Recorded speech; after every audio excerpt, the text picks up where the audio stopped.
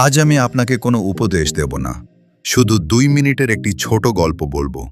কিন্তু যদি শেষ পর্যন্ত শোনেন, তাহলে হয়তো আজ থেকেই আপনি নিজেকে আর কখনো ছোট ভাববেন না।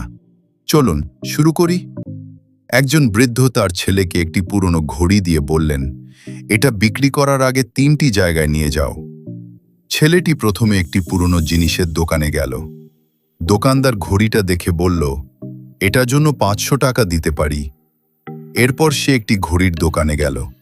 দোকানের মালিক ঘড়িটি ভালোভাবে দেখে বললেন, এটি একটি বিরল ঘড়ি, আমি 50,000 টাকা দিতে রাজি।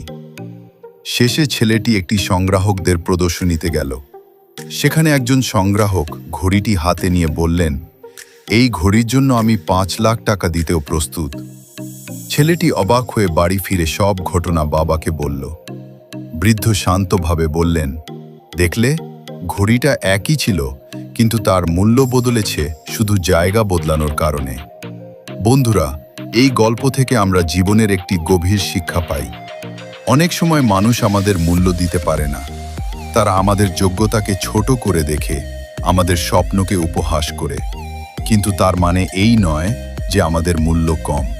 মনে রাখবেন, ভুল জায়গায় থাকলে হীরাও সাধারণ পাথর মনে হয়, আর সঠিক জায়গায় গেলে সাধারণ মানুষও অসাধারণ হয়ে ওঠে। তাই আজ থেকে অন্যের অবহেলায় ভেঙে পড়বেন না।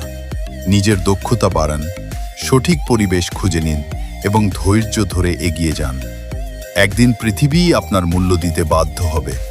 মনে রাখবেন, আপনার মূল্য অন্যের কথায় নয়, আপনার যোগ্যতা ও পরিশ্রমে নির্ধারিত হয়।